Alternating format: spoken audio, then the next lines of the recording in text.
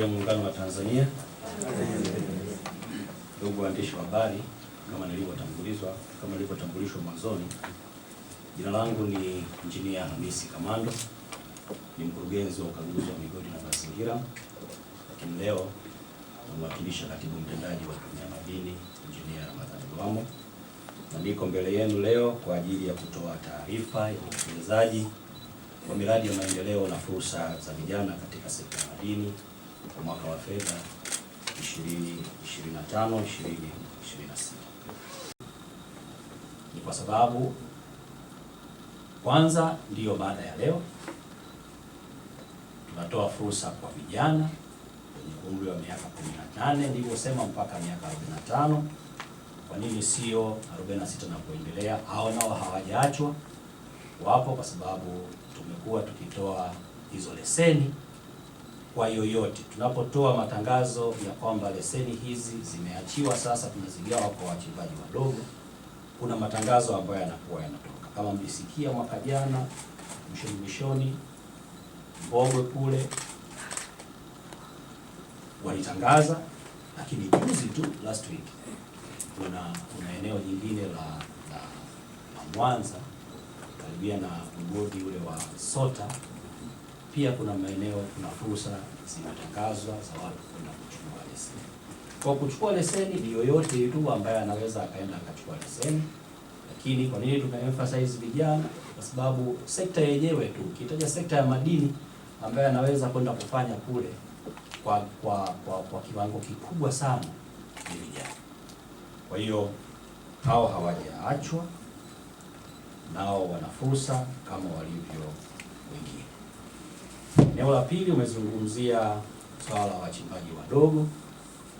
Kwa nini wanakuwa wao ni wavumbuzi, lakini baadaye anakuwa anapewa mtu kutoka nje? Inategemea eneo hilo ambalo amelichimba, amekwenda kugundua hayo madini ni eneo gani. Nchi hii eneo kubwa lina leseni za utafiti. Sasa unaweza ukaenda ukaanza kuchimba ukayapata madini, lakini kumbe wakati unachimba eneo hilo tayari lina leseni ya utafiti au leseni ya uchimbaji mkubwa.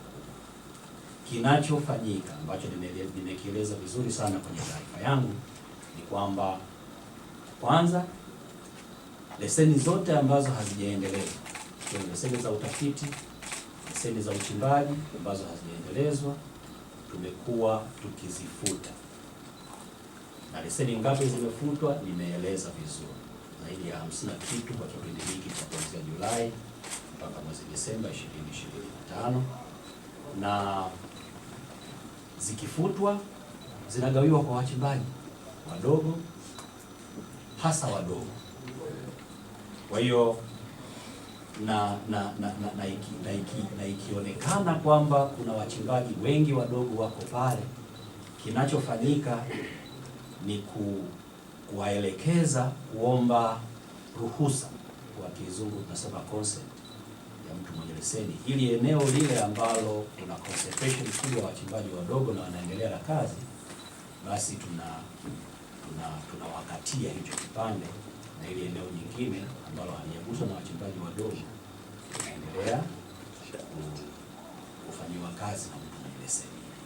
Lakini nirudie tena kwamba tunawaelekeza wachimbaji wadogo ambao wako hapo kuomba consent, kuomba ridhaa ya mwenye leseni, ili tuweze kuwakatia hicho kipande ambacho wanafanya, alafu eneo jingine lilobakia linaendelezwa na watu wamiliki wale wa leseni. Tunakushukuru sana kwa taarifa nzuri, lakini pia kupitia majibu tumeweza kupata ufafanuzi wa masuala mbalimbali ambayo ndugu wanahabari wameuliza. Kwa hivyo kufikia hapa tumefikia mwisho wa mkutano wetu wa leo. Kushukuru tena katibu mtendaji wa Tume ya Madini, Mhandisi Hamisi Kamando, na ndugu wanahabari wenzangu, jina langu ni Margaret Mashirika, afisa habari mkuu. Ningependa kuwashukuru wote kwa kushiriki. Karibuni tena katika mkutano mwingine.